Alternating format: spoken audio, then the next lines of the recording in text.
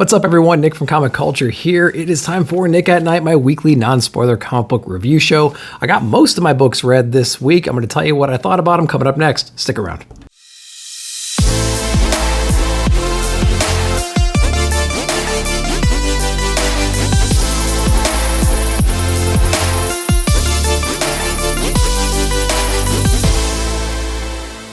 All right, welcome back to the channel. So I got the majority of my books read this week. DC came very late, and I'm going to the Memphis Comic-Con on Saturday. So Friday night I'm going to be out, and Saturday all day I'm going to be out. But I have a lot of books read, and I'm going to go over what I read and let you know what I thought about it. Let me go ahead and throw up the grading bar real quick. So when I go over the book, I'm going to put the cover on this grading bar so you know how they stack up against each other. So let's go ahead and get started with the big two. As we always do, we have Ram V on Carnage. This is issue number 6, and it's getting pretty interesting right now. We have Carnage with his kind of like his new potential host. They're kind of teaming up. They're going around. They're slaying all these like mystical creatures right now, and they're actually over in Hell, and Hell is kind of watching them enter into the area. They're going after a very specific person, and it's pretty exciting. I won't let you know who that person is, but they're going to after this one specific person to absorb their powers. He's kind of like just kind of manifesting all these different people's powers. He's killing all these little B-list, C-list villains out there, and he's kind of leveling himself up a little bit. I think he was really jealous of what the King in Black was able to do once he got so much power. And of course, he's trying to emulate that. So it is pretty fun little run here. If you're into symbiotes, I would recommend this symbiote book instead of Venom. Unfortunately, Venom's just not quite doing it for me. And Lethal Protector was pretty fun as well. So I would check this book out if you want some symbiote action. It's crazy. It's over the top. There's some gore here and there. It's a pretty well-written book. Ram V does a really great job on here. We have some interesting art as well. I'll give you a little flash of what the art style looks like in case you haven't seen inside this book yet. So it is pretty fun. So I would highly recommend this one. It doesn't blow you away or anything like that, but it is a decent symbiote book. Ram V's doing a great job. He's adding his own flair to the character, and he does that kind of stuff so well. So check out Carnage if you're into symbiotes and you've been kind of put off by the latest Venom run. Check out Carnage. It's pretty good. The next Marvel book we read this week was Axe Judgment Day, issue number 5. I believe there's only 6 issues in this run. This is from Karen Gillan, and I got that awesome little Destiny variant right there. And so this is actually a pretty interesting book because this is basically the full frontal assault of the Avengers and some of the Eternals and the X-Men and everybody else just going, and Fantastic Four. They're all attacking the Celestial that is essentially judging people based on maybe not their character, but pretty much their opinion of that. I mean, Captain America actually got a thumbs down from the Celestial here, which I thought was interesting, but some other folks got thumbs up. I don't know. So it's a little bit sketchy as far as his judgment protocol here, but it is pretty fun. They do have an interesting premise. They have an interesting plan to take on the Celestial here. There's a lot of like bait and switch distraction type techniques in here. A lot of characters are juggling. It's actually getting a little bit better and better as we go on, I think. In the beginning, I didn't really like the premise, but I think it just kind of wore me down after a while. And now we're kind of into the thick of things right now and doing our full frontal assault on here. And it is pretty fun to see what happens in the book. The end of the last issue and the end of this issue were pretty impactful, I thought. You know, they're playing around with a couple different concepts in here that we thought were kind of unexplained or untraversed territory up until now. So we learned a little bit more about some of the Resurrection Protocol rules and things like that in this issue. And we get some of those weird, real intense moments that we saw back in Hoxpox, I would say. We really haven't seen too much of that kind of gravity since. We have some of that teased inside of this book. I don't think the execution was nearly as good as it was in Hoxpox, but we have some heavy moments in this run. But yeah, they do a fairly decent job with that. I think I'm liking the run more and more as we go on. It's still not awesome. It's still not great. I still have problems with the concept in general. But Judgment Day, issue number 5, not bad. It's better than the average Judgment Day book. So yeah, check out the run, you know, if you're into those kind of events. And we'll be coming out of this pretty soon. And so I can't wait to see what direction we take after this. So that's actually it for Marvel. We're going to jump into some indie books next. We're going to go into Image Comics.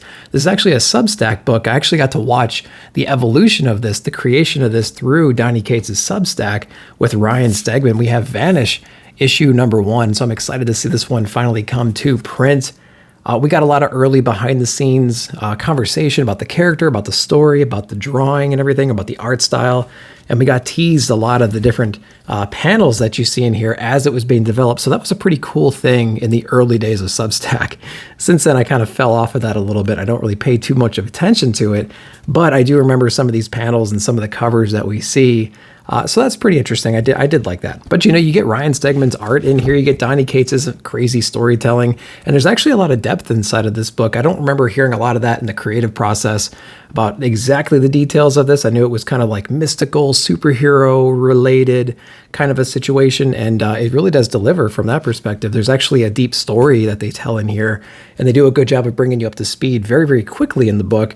And then it kind of sets you on the path of where they're going to go from there. So I'll give you a little hint of the art style in here if I can find one. It's very like Spawnish in a way, but man, Ryan Stegman's just so good at drawing. It's pretty impressive, what he's able to do there. So that is pretty cool to see in here. And again, it's pretty gory. It's got a decent story to it. Art style is really nice. It feels like Donny Cates. And so, yeah, it's pretty awesome. I'm liking this one a lot. Let me know what you guys have thought about Vanish so far. And if you're going to be picking this up in the future, or did you just get number 1 for the spec? Let me know down below. Next image book we read was from Hannah Rose May. We have Rogues Gallery. This is issue number 3. And this has actually been a pretty exciting book so far. The basic premise is we have like these obsessed comic book kinds of folks, talking about the theatrical releases of their favorite stories and things like that, and how they kind of butchered them. They grow this really big grudge against this certain female lead actress that's kind of running the story. They think she's ruined everything, and so they're going to actually go into her house and vandalize and steal stuff, and there's something they're going after in this story, and I'll let you guys figure that out when you read it. It's pretty interesting and kind of relatable, shockingly, in a way. But what's fun, though, is they kind of flip it a little bit in issue number 2, and you actually kind of like the main actress in here. Her intentions are really pure, and basically the corporations destroy the story and things like that. So it's a really interesting evolution of the story, and you can kind of see it from both ways. So I think that was kind of surprising and fun in this one. This issue here is basically the break into the house and what ensues after that, and it's actually a lot more crazy and demented than we were led to believe. So it's going to be really fun to see this kind of play out. I think the art style is really interesting. It's pretty detailed. Again, I'm one of those people who likes it when they fill in the backgrounds. They don't just wash everything out. They actually take their time and put things in the backgrounds, and so it really works in here. I like the art style a lot. It is pretty fun. I'll give you a little hint of what that might look like in here.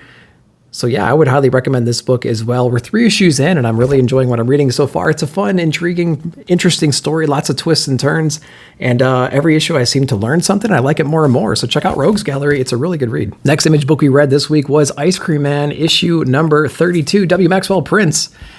Knocking it out of the park again with another great comic here. This is a really cool cover too. I really enjoy that one. There's another one that's kind of like that infinite staircase puzzle, that like mostly gray puzzle we've all seen before. I can't remember off the top of my head what it's actually called. Pretty famous puzzle for sure, or painting rather. But this one's really awesome because this is actually following a father and a husband who's actually going through some kind of a rehab right now. He's gotten on drugs and alcohol and things like that. So he's going through rehab. He's living day by day. He's kind of jotting things down from like a journal format, but it's also about his interaction with the different people in rehab and their reasons why they're there. It goes through a lot of his hallucinations while he's going through withdrawals. Of course, as with most Ice Cream Man books, there's a lot of references to previous issues of Ice Cream Man. Not enough to take you out of the story, but enough to where if you read those, you're kind of like, I see what you did there, kind of a thing. So don't get turned off. This is a book you can pick up at any point in the entire run 32. You could pick up this issue and you won't miss a beat, which is basically all about the human condition and how dark and twisted it can be when there's always this little ray of hope and insight in there as well. So it's a beautiful contrast from every issue. And I've gotten some new people onto this before, and they feel like they're kind of like dirty on the inside a little bit, but it's actually a pretty awesome book, and I highly recommend it for sure. There's an interesting paneling style in here. It's almost like that 9-panel grid style, but there's always this kind of like narration box in the top corner to set the stage for what you're about to see in those pages. So it is really fun. Again, it's not only about our main character, it's about some of the other people in rehab and their struggles as well. And so, yeah, it's just another one of those books where you read it and it kind of just makes you think about everything. So yeah, Ice Cream Man, issue number 32, another one that's just amazing. I highly recommend this one. It's not for the faint of heart, but it is amazing. Check it out. All right, the next Image book we read was Creepshow, issue number 1. And I forgot who this is actually from Chris Burnham and Paul Denny. And I was really wishing, I read this one and I read another one I'm going to get to in a little bit. I was hoping that they would hold off releasing these kinds of books until October, when you're kind of more in the mood for these kinds of things. I mean, the temperature's just barely changing. It's barely now getting into fall. The leaves haven't really even changed yet. And we're getting these like horror comics that are perfect for Halloween, and especially this one, because there's actually like a Halloween story in here. So I just wasn't quite in the mood for this, but it was still awesome nonetheless. There's actually 2 stories in here, kind of a Tales from the Crypt, obviously kind of a format, where basically you have like this crypt keeper, kind of a host in here, and he kind of introduces you to the 2 stories. One's about these trick-or-treaters who don't quite follow the rules and pay the consequences for it. Very, very gory. But very, very cool at the same time. It's lots of gore. It's kind of like a, not quite Red Room style gore, but like it's horror comics. There's blood, there's guts, there's all sorts of crazy stuff in there.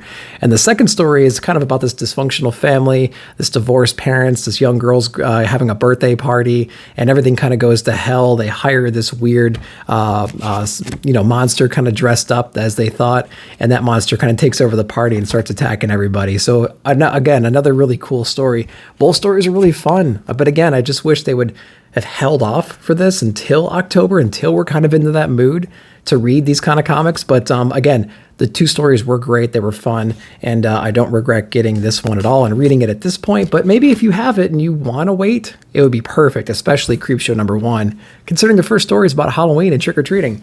So yeah, if you haven't picked this one up, definitely do. It's really fun. 2 short stories, and they're both great. So yeah, check out Creepshow number 1 if you haven't. All right, we're going to dip over into Boom Studios real quick. We have Berserker issue number 10 from Keanu Reeves and Matt Kent. And it's been a little while since we had a Berserker issue, and I believe the last time he kind of made contact with the creation, whatever created him, right? It was some kind of a spiritual thing. They put him under intense stress. He kind of got to that point. He was re-resurrected when they pulled him out of that zone, and he kind of went berserker on everybody, and he was stopped. In this issue here, he's kind of learning, he's kind of sitting back and trying to understand what he experienced at that moment. And they've actually pinpointed the place where his origin is, where his birth of his powers are. And again, this corporation that's working with him right now are very interested in presumably replicating that power in some way, or trying to control it or understand it or do something with it. And so now they're actually traveling to the birthplace of his power, of his life, and seeing what they can get from there. And of course, there's some unexpected things that happen in here. The certain power source, or the thing that would take away his powers in some way, is revealed in here. And so we have this kind of like a leveling up or destruction of our Berserker character. We don't quite know yet, because we kind of ends us on a little bit of a cliffhanger here. But I feel like the story's kind of wrapping up a little bit. I don't exactly know how many issues this is.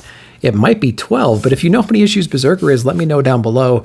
I think the last couple of issues have been kind of weak compared to the overall story.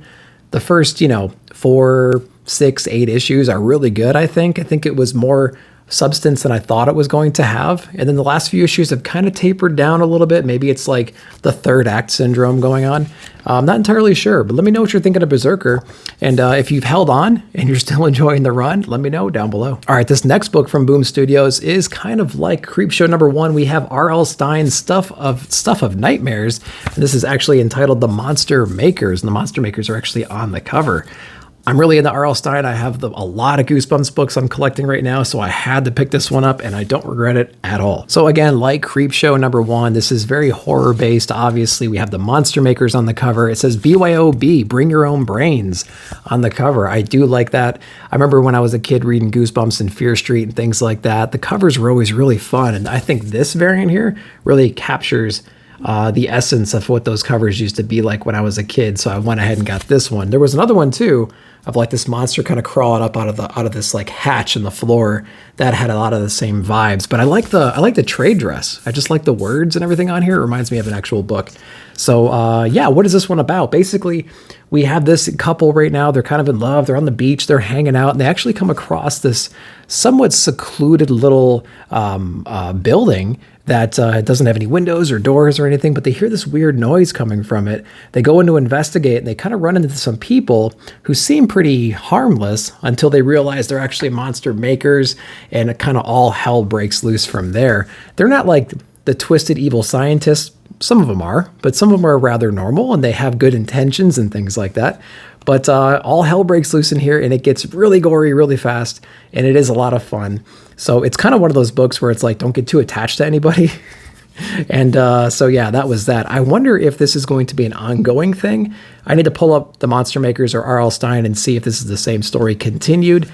They certainly set it up to be a story you can continue, but they also set it up in a way where you can kind of put a bookmark right here or put a period here and just kind of let your imagination go wild as far as where they go next. So again, another great book. I just wish it came out in October instead of in September, but you know, they got to get ahead of it. They're already putting Christmas stuff out. It's kind of a shame. But if you're one of those people who likes to read the book when you're more in the mood to, get this one, get Creepshow, wait about 3 weeks, and you'll be all set. All right, we're going to jump over to AWA Upshot. We have Absolution, issue number 3 from Peter Milligan. Another great issue of Absolution. It's a fun little premise. I keep saying it's kind of like Running Man. If you remember that old Arnold Schwarzenegger movie, Running Man, and Twitch kind of combined, Twitch TV combined in a way.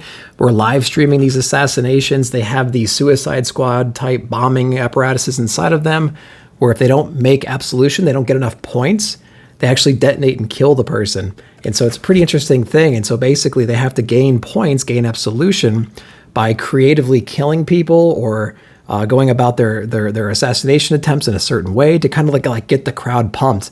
This is a crowd, it's like a Red Room crowd almost. So they're used to seeing gore and violence and everything like that. So you have to go really above and beyond to earn those points. And so that's what our main character is dealing with right now. But, you know, of course, she's having a hell of a time kind of gaining their acceptance in a way. And so she's trying everything out right now. And she's actually helping this one lady who got into her chat. She's actually in an abusive relationship right now. And she kind of went into her chat, was chatting her, leaving her messages. And now she's teaming up with her in a way to take out the guy that's been abusing her. So it's actually a pretty fun story. And it seems like a natural progression, like it would naturally go this way, because she's kind of tried everything at this point. So now she's going after people that are harming people just to kind of get some extra points and do the right thing. So again, it's Mike Diodato Jr. on the art style, so you know what you're going to get from that perspective there. I'll try to show you a little hint of what's going on in here. Again, it's really gory. It's got that Mike Diodato Jr. style all over it. So if you're into that kind of thing, you're going to love this book as well. Another great book. Sacrament's another good one too from Peter Milligan.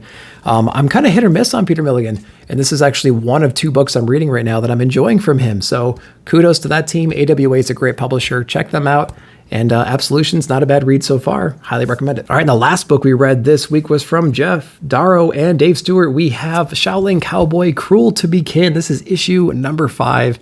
And man, this issue, I keep saying this, I think with every single review of this book, there's paneling and there's pages in this book that represent big fight scenes. And it feels like you can just sit there all day long, all night long, staring at all the details, the angles, the different characters that they brought in. Recently, we got into more of a city landscape, and you can spend all day looking at the city landscape. There's debris and people and just so much to look at. It's just remarkable how many things they can squeeze in these pages. In this book, there's like a gigantic Kill Bill, you know, in the dojo style, crazy 88 versus 1 kind of a battle in here. It is unbelievable. It is so fun to see all this work. There's not a whole lot of dialogue in this book. Of course there is, but during those pages, it's all silent, but it doesn't need all that dialogue because you can see exactly what's going on, and it's remarkable. And I'll show you a little hint of what I'm talking about. It's like there's several pages of stuff just like this where you can spend all day just looking at the different stuff going on. It's gory, it's violent, it's fun, it's creative at the same time. And our villains in here are just so stupid. The dialogue they have between each other, they think they're going to take this cowboy on, this Shaolin cowboy, and they don't know what they're dealing with here. I can't wait for this book to continue. I really like what I'm seeing here. This is really making me want to go back and get the other Shaolin Cowboy stuff. because this is a continuation of a previous run. And so I really want to dive into that and see what that's all about. I really want this book to keep going. It's so much fun. Shaolin Cowboy, Cruel to Be Kin. You got to be picking this up and reading it. It's just so much fun. All right, everyone. So that's what I read, and that's what I thought about it. So I have a few more books I'm probably going to read and might squeeze into next week's review. We'll see how it goes. But for now, I'm going to go over into Memphis here on Saturday, see what I can get. If you're in the area, look for me. I'll say hi and everything. Come chat. It's going to be a lot of fun. Can't wait to get there and see what I can pick up. And maybe I'll do a video about what I picked up from the show. But as always, I appreciate you watching the video. Like, subscribe, share, hit that bell notification to be alerted of future videos. See you on the comments.